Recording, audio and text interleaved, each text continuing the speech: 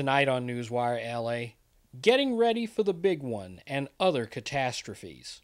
Are you ready, Los Angeles? All of this and more coming up right after the credits.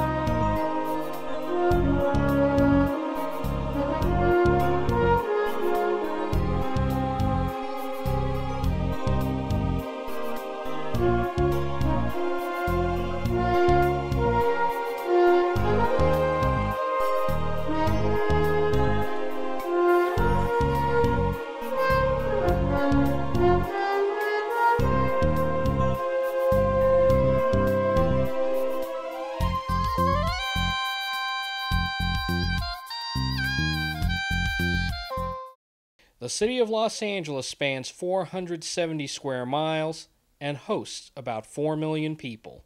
The county spans over 1,000 square miles and hosts over 10 million people. The images of splendor you're looking at right now can go from this to this in a matter of seconds.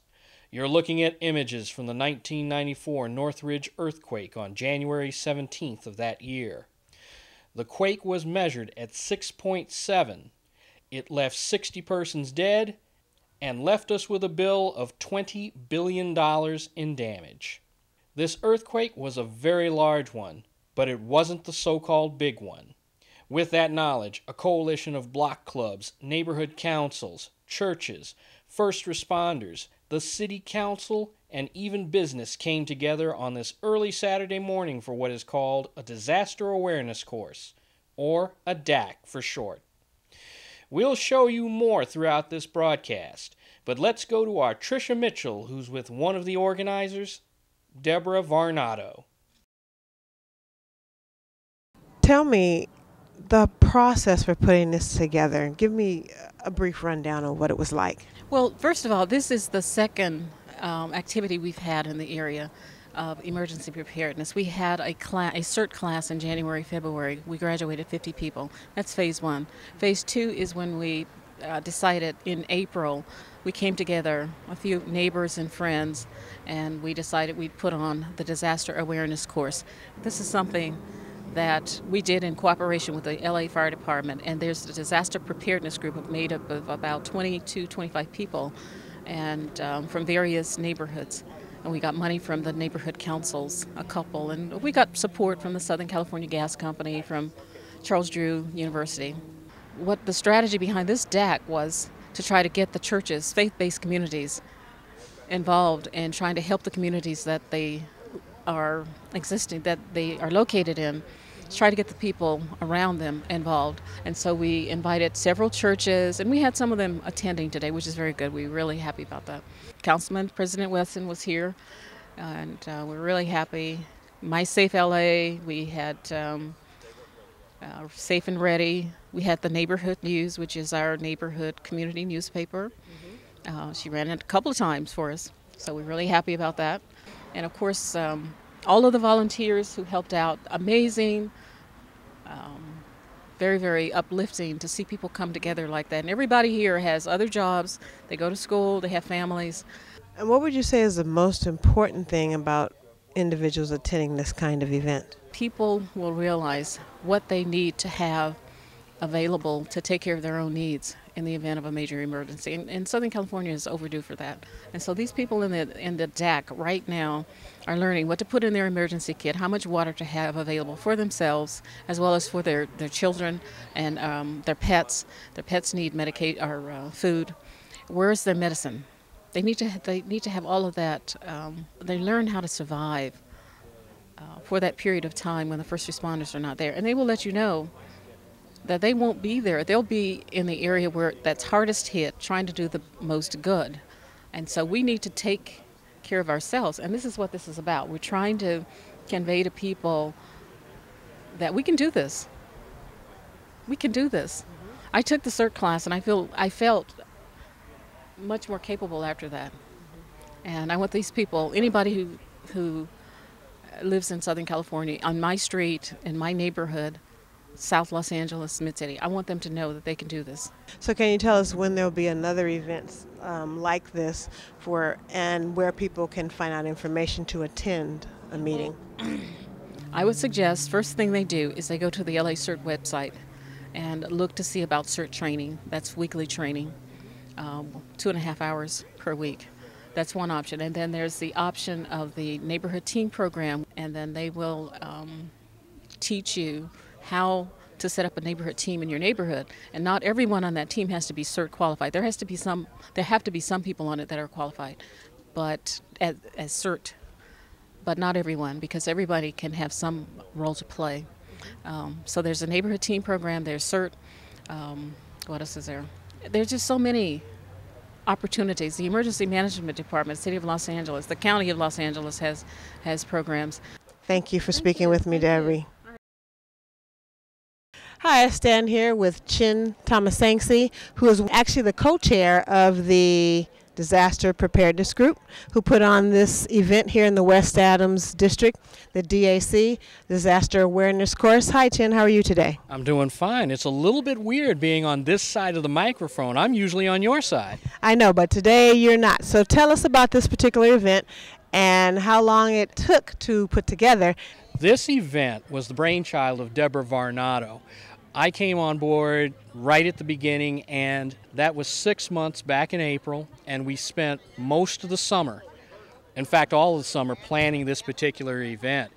There was a lot of planning and a lot of logistics that had to go into place. We had to have volunteers in place, and we got a lot of volunteers early on. We had to have a leadership staff, which included Deborah, myself, Bernie Oliver, Marius Stelly, and several other people. So it took a lot of people to bring this particular event together.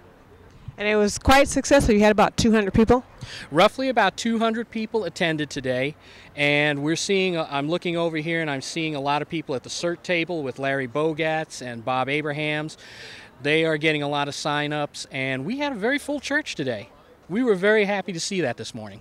So tell us, as an individual who's actually CERT certified, tell us what that experience was like for you. That experience was it's a very long training process. You have to spend 2.5 hours for 7 weeks, and that's a lot for people who work. You have to try to brave the freeway traffic, get here, but after graduating, very satisfying, because immediately after that I got involved with Larry Bogatz and Battalion 18 where I live, and we're trying to spread the word of preparedness all over the city, not just our area. And tell us why it was important for Deborah and yourself to reach out to the faith-based organizations to get something like DAC in their area. The faith-based organizations are a very key part to the formula of making disaster preparedness work, because, one, they are based right here in the community. They are pulling people in from the community and sometimes people in from other communities. A lot of weight is given to the pastors and what they say coming out of the pulpit. So they were very, very important partners for us to have in making this DAC successful. And what would you say about the event today and how it went off for the people who are watching Newswire L.A. right now? I would say that the event went off without a hitch. We didn't get everybody we wanted because we always want more people, but this was a perfect day. We filled the church, we got a lot of learning out there, and we feel like these people are now ready to go on to the next step of becoming part of disaster preparedness in their community. Thank you very much, Mr. Thomasanksi. We greatly appreciate your time. Thank you. And great event. Thank you very much. You're welcome. Run. Yeah. But think about this. The doors. The doors are fire rated. Minimum they'll have an hour rating. Okay? They go up to 2 hours. That's a long time, meaning if that door is closed, we call it compartmentalizing the fire. So even if you have a fire extinguisher, and you should all have at least one fire extinguisher in your home. Don't take your eyes off me. Is there a fire extinguisher in this church? Where is it? Kitchen. Right here. Anywhere else? Yeah, and there's one over here in the back too. So, and the gentleman's holding one as well. Feeling a little insecure back there? So you need to have a fire extinguisher in your home, at least one. And you need to know how to use it. And guess what? What am I going to say? There's an app for that. There's a YouTube video. I did a YouTube video, so if you look at my name, just put my name up, it'll come up. If you're, you know, can't fathom the thought, right, of not hearing my voice in your head for the rest of the day and tomorrow, look me up. So, hi, I'm Trisha Mitchell with Newswire L.A. and I stand here with Larry Bogatz, the coordinator for Battalion 18, CERT. Tell us what CERT means. CERT is Community Emergency Response Team. It's a program of the Los Angeles City Fire Department. And we're a group of volunteers that learn certain preparedness and response skills and are available in time of disaster when first responders, traditional first responders such as fire and police, are simply unavailable. We mostly work in neighborhoods. And how did you get involved in CERT, Larry?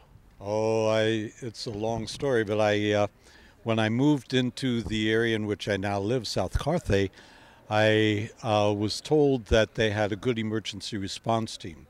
I've always favored being prepared and understanding what it means when a disaster occurs of various sorts.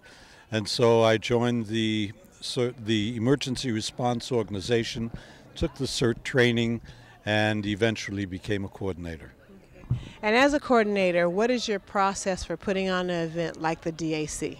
What we do with a program such as this disaster awareness course is make people aware of the fundamentals of preparedness and response, and thereby get some people, a percentage of those who attend, who want to go further, who are willing to learn more, who are willing to participate in the defense of themselves, their families, their homes, their communities. And the process for going through CERT for you obviously was a rewarding experience, otherwise you probably wouldn't have become a coordinator. Can you tell us the extra benefits of someone taking the CERT and then becoming a coordinator themselves? Sure. When you sign up for CERT, you do so primarily as an individual who wants to learn more for themselves, and as I said a moment ago, for their families, for their immediate neighborhood and community. But also you take on, for some people, you take on a responsibility which fits naturally into your way of thinking. And that is the awareness that not all of your neighbors are going to be prepared, and many of them are going to need help. And that in the absence of what we've become used to with 911 response, you have an opportunity to really be of service. So this sort of calls to a higher level of interest and consideration, and it just fit for me. It was something that really felt important and made sense. Great. Thank you for speaking with us, and we look forward to seeing more from you as well as CERT and DAC. Thank you. You're welcome.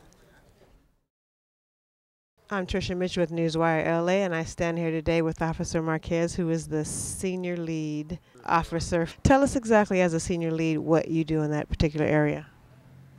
What we deal with is with community life issues, quality life issues within the area. My boundaries are from Crenshaw to the east, to the 10 freeway to the south, Redondo Boulevard to the west, and Venice Boulevard to the north. So I'm kind of like your personal officer for the department. I'm the liaison for LAPD as far as Wilshire Division as well. What we do have is kind of like a community-based policing, and I'm your main spokesman for our department. Okay. And at this event today, the disaster awareness course that's taking place here in the West Adams District, tell us how important you believe it is to have it in your particular area. It's great that the community is getting together and starting this program, because you have to have your neighbors help you out, until we eventually get there. And what would you suggest to individuals out there who are watching this? What would you suggest to them about DAC as well as lead officers such as yourself? Get involved. Please get involved. I mean, with social media now, that's a big thing. I'm learning, through emails and Twitter and all these other social media things that's the way of communication now. Okay. Well, thank you, Officer Marquez. I appreciate you speaking with us. You're welcome. Have a great day. All right. And I'm Trisha Mitchell with Newswire L.A. and I'm here with Officer Banuelos, who covers the West Adams District as the lead officer. Hi, how are you today? Hi, good morning. Tell us, in the West Adams area, what are the types of things that you come across that the community might need to know in regards to disaster preparedness, correct? Mainly to have a plan, to be prepared for no matter what type of incident occurs, whether it's a fire, whether it's an earthquake, a major flood. You never know when disaster is going to strike, so it's very important to always have a plan, talk to your families, have emergency preparedness tools such as these things in your garage or at a safe place in your home where you can grab them during a national disaster, and you can take care of your family, etc. So I always tell my community members to have a plan. That's the first thing that you always want to do for any kind of disaster. So I make sure and let them know that. Okay. Now, for those individuals, because we do have a lot of older people in this West Adams area, what's the minimal that they can do to be prepared? Having someone that they can get a hold of. Now, in case the phones are down, some way that they can get a hold of someone that can help them in a time of need. That is probably the best way. Once again, plan and then contact, a way of contacting someone to help them. And then also telling my community members to check on the elderly. If they know that they have an elderly neighbor that it might be in need, to go over, knock on their door, make sure they're okay. That's the most important part. The medication, if they can get any kind of, they can talk to their doctors and get any kind of prescriptions that, that they know that they're going to need. If they could keep that up to date yearly and just check the expiration dates again on that. Talk to their doctor's offices to see if they can get a prescription for additional medication, and let the doctor know that, hey, I need to store this in my emergency preparedness kit, things like that. Perfect. Thank you, Officer Banuelos. So that's why I really, really believe in this, and we are all in this together. And regardless of what uniform we have on or what we decide to put on today, we all will be affected by something at some point. And the better prepared we are, the better we'll come out at the other end. And we'll work together collectively to make sure that we endure.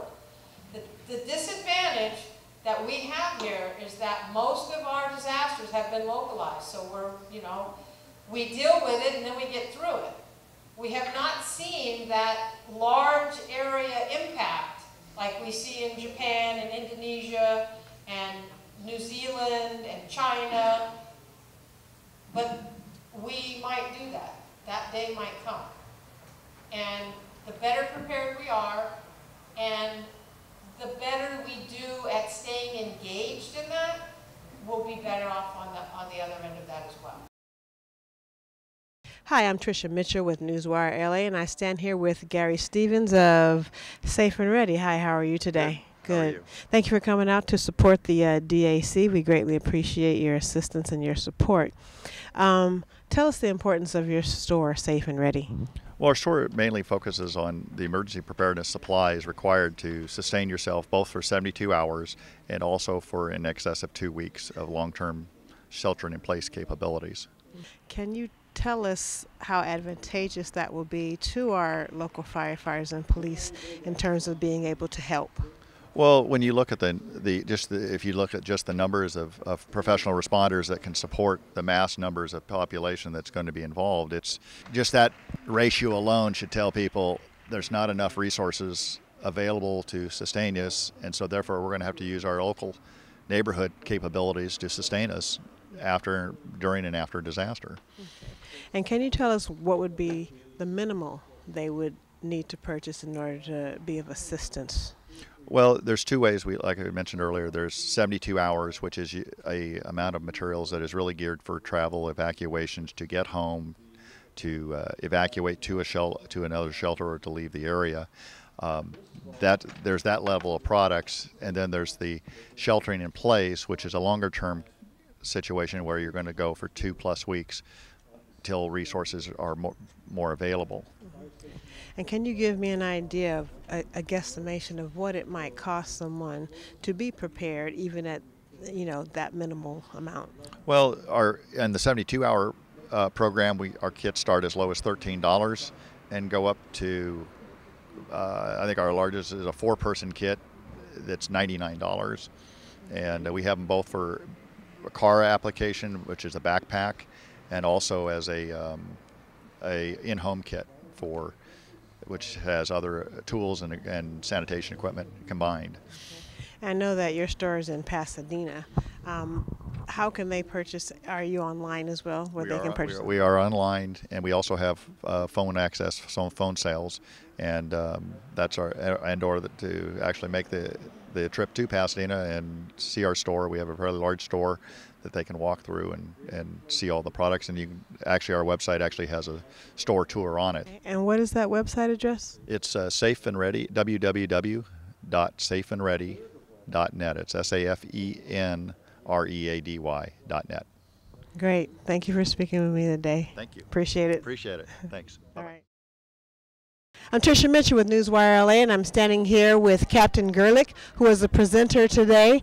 And she's here you tell me all of your titles, because you have a lot. I have a lot. So I'm with LA Fire Department, currently assigned to the Homeland Security Division Alliance. And the Alliance is representatives from what we call the operational area. So San Bernardino, Riverside, Orange County, Los Angeles, and Ventura counties. And currently, we are tasked with working on an evacuation transportation plan for the county of Los Angeles. It's about 10 million people. That's a lot of people. So today you were specifically here to make a presentation. It's about 2 hours in length. Tell us, give us a brief overview of what it is that you talked about today. So really the message today was about preparedness, and it's FEMA's message of have a kit and have a plan, build a kit, have a plan, and be informed. It's three very simple messages that I think inherently most of us as humans, we think we're prepared, but when we actually sit and listen to professional people speaking about some of the things to consider based on experience and obviously things that are happening around us, we realize that we're not as prepared as we thought we were coming into it. So the focus today was just to talk about how to do those things. How do you build a kit? What should it look like? What should be in it? How do you go about putting a plan together, getting the family members and friends and neighbors involved? And then how do you get more involved? What's out there for us? What kinds of information, organizations, training, education? So that was really the message today. And I have to tell you, I'm a 28-year veteran with LAFD, and I love what I do, and honestly it's all about the community, because without the community we could not do what we do and be so effective at it. And we are the second largest fire department in the nation, I think just behind New York. But the idea is, in the greater Los Angeles area, if we just consider the 470 square miles of LA, we're at about 4.1 million people. And on any given day, we have just over 900 firefighters that are on duty. And if you do the math, that's why we need to make sure that we're educating and connecting with the communities, and that we're really building the resiliency, and we're looking at that whole community concept that FEMA really pushes out. And it's great. It's amazing. I think we had probably, 150. Yeah, it's about 150 to about 200. Yes. It's amazing, and they all sat and listened attentively and asked great questions, and here they are, and they're out there getting information on where to buy things that they're not aware of or that they don't have. And it's great, this is what this is about. We had the local fire station 34, that came out and introduced themselves, and I really want people to know, the communities to know. It's an open door policy. It's two-way, Don't just think that the only time that you can see us is when you have to call 911, come to the fire station, introduce yourselves, come on in, let us show you around, and let's start building that communication. I agree. Now, you're LA City. Can you tell the people who are watching who may not be in the LA City area, like I live in the LA County area, it's unincorporated, how can they have access to have the DAC come out to them? Yeah, so the Disaster Awareness Course, or DAC as we call it, it's available to anyone. And as I said, I demonstrated that operational area, so it really touches a lot of the unincorporated, the 88 unincorporated cities of LA County and all the other regions. But the best way is if you were to send an email, or if you look on the LAFD.org website would be the best way. And then DAC, there's a header there for DAC, and they could send an email and schedule, a presentation. We'll come out and do that for you, and it's free. Perfect. Thank you, Captain. Thank you so much. Appreciate it. Appreciate it. Thank you. And that's it for this Newswire LA broadcast. We're going to leave you now with some images of this day. We'll see you back here next time. To follow everything Newswire LA, look us up on Facebook and Twitter at Newswire LA. For Trisha Mitchell, Lloyd Hale, and the rest of the Newswire LA team, good night, and we'll see you back here soon. 641. 641, right down the center.